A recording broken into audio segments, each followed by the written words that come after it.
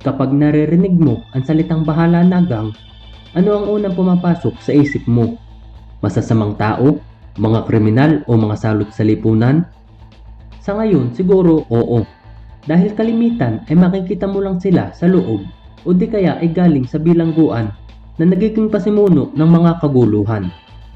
Pero alam mo bang ang bahala na gang o yung mas nakilala sa acronym na BNG ay isa sa may pinakamataas na reputasyon hindi lang dito sa ating bansa kundi pati na rin sa buong mundo gaya ng UAE, Canada at lalong-lalo na sa Amerika.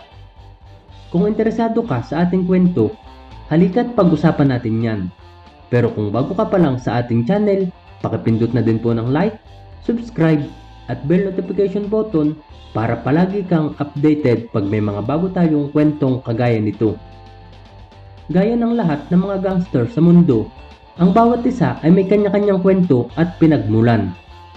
Ang bahala na gang ay nagmula sa Sampaloc sa Maynila, dito sa Pilipinas, noong unang bahagi ng dekada 40. Ito ay itinatag ng isang nagngangalang Divino Talastas, tubong Bulacan, na isinilang noong unang bahagi ng dekada 20 at kalaunan ang batang si Divino ay lumipat sa Sampaloc sa Maynila upang doon sila manirahan kasama ang pamilya. Bago pa man nabuo ang bahala na gang o BNG, si Divino ay mayroong isang kapatid na nagngangalang Emong na sa kabila ng kanyang kabataan ay kinatatakutan na sa lugar nila dahil sa kanyang kakaibang galing sa pakikipaglaban o basag ulo.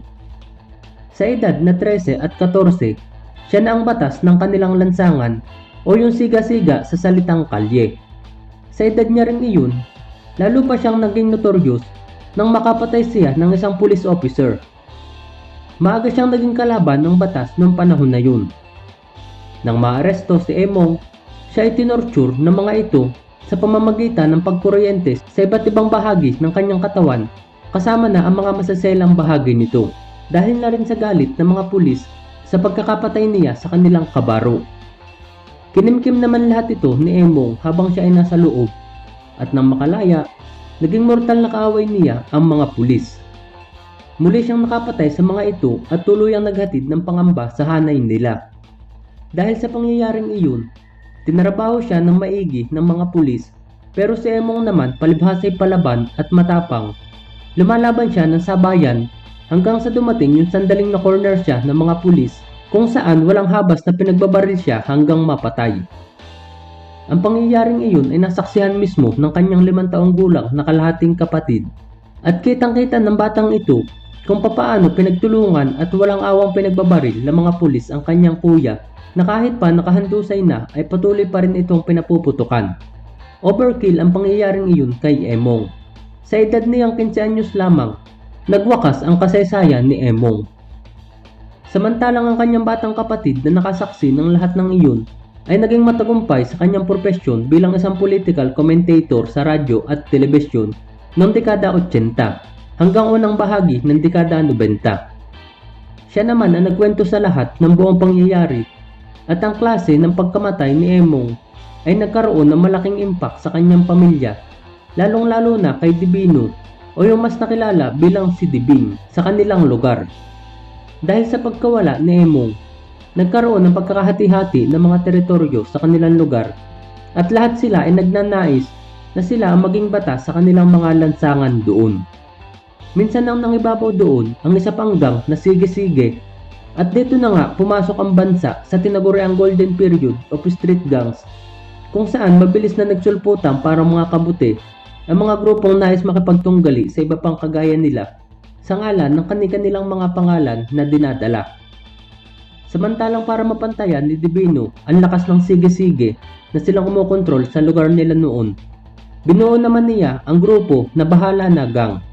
Ito ay pinangalan naman niya sa isang bar sa Sampaloc sa Maynila na palagi nilang tinatambayan na may ngalang Bahala na Bar. Ito din kasi yung lugar na dinadayo ng iba pang mga matatapang sa kanilang lugar kung saan sila nagpapaligsahan ng galing sa pakikipaglaban sa isang parehas na laban.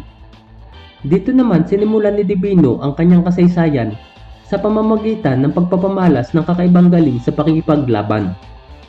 Siya ay tahimik na tao lamang na mayroong 5 talampakan 6 na pulgadang taas.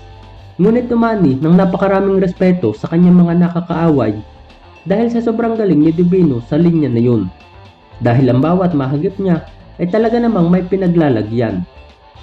Dahil sa kanyang reputasyon na yun, marami pang mga grupo ang sumanib sa kanya na naging daan nga sa mabilis na paglaki ng Bahala na Gang na ang pangunahin namang dahilan ng pagsapi ng iba pa ay para maprotektahan sila ni Divino laban sa iba pang malalakas na gang na humahanting sa kanila, lalo na ang kilabot na sige-sige. Dahil ang patakaran lang noong mga panahon na yun ay matira ang matibay. At ang lugar ng Sampaloc sa Maynila ay minsan ang naging hot zones ng mga gang sa Pilipinas.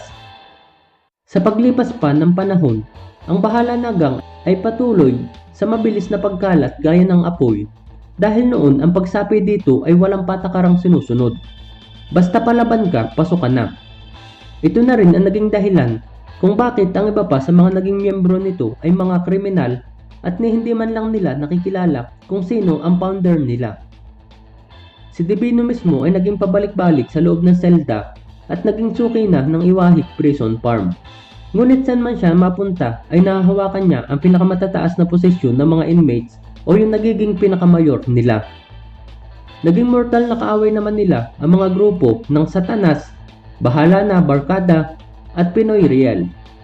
Samantalang naging kaalyado naman nila ang Akro Pinoy, Samahan Dugong Pinoy at Nuestra Pamilya. Bago siya namatay, naikwento pa ni Divino sa mga malalapit sa kanya ang naging kwento ng kanyang kasaysayan. Dahil na rin sa kanyang katandaan, ay nababatid ni Divino na panahon na para ibahagi niya sa iba ang kanyang kwento. Ngunit sa kasamaang palad sa kabilangan ng katandaan, si Divino talastas ay dinukot noong unang bahagi ng dekada 80 at pagkalipas lang ng ilang araw, siya ay natagpo ang palutang-lutang sa ilog na wala ng buhay habang nakalagay sa loob ng isang sako. Nakitaan siya ng mga bakas na sobra-sobrang pahirap na pinagdaanan hanggang sa bawian ng buhay na pinaniniwalaan namang binalikan siya ng isang maimpluwensyang tao sa kabila ng kanyang matanda ng edad. O sila yung mga taong nakakalaban ni Divino noong mga panahong aktibo pa siya sa grupo. Ayon pa sa naging ulat, mga naka-uniforming personalidad din ang itinuturong responsable sa kanyang kalunos-lunos na sinapit. Sa ngayon, aktibo pa rin ang grupo niyang Bahala na Gang o BNG sa loob at labas ng bilangguan at sa bansa, kung saan lahat na ata ng krimen ay kinasangkutan nila. Samantalang ginagamit naman ng Bahala na Gang ang simbolong question mark at mandirigmang Vikings bilang pagkakakilanlan sa kanilang grupo. Dekada 60 pa ng kasagsagan ng kanilang paghahari nang madalapan nila ito sa ibang bansa gaya ng Amerika, kung saan mabilis din dumami ang kanilang miyembro doon sa may bahagi ng San Francisco at ilang syudad sa Northern California, partikular na sa Oakland, San Jose, Stockton at Sacramento. At noong dekada 80, nakapagtatag na rin sila ng mga chapters sa North, South at sa West Side, kung saan nagkaroon sila ng pinakamadudugong bakbakan kontra sa karibal nilang Satanas, na isa ring international na organisasyon na nakabase din sa Amerika.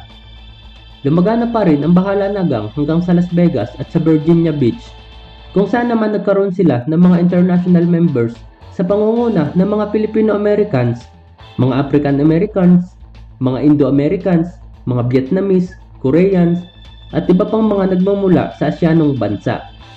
Naging konektado rin sila sa ilan pang Mexican Mafia at iba pang mga grupo na gumagawa ng pangalan sa mundo ng mga gangster, kung saan nakakasama sila sa mga illegal na transactions ng mga ito. Nagpapatunay lang na ang BNG o ang Bahala na Gang ay isa sa pinakamalalaki at pinakamaimpluwensyang Pilipino mafia na naitatag sa kasaysayan.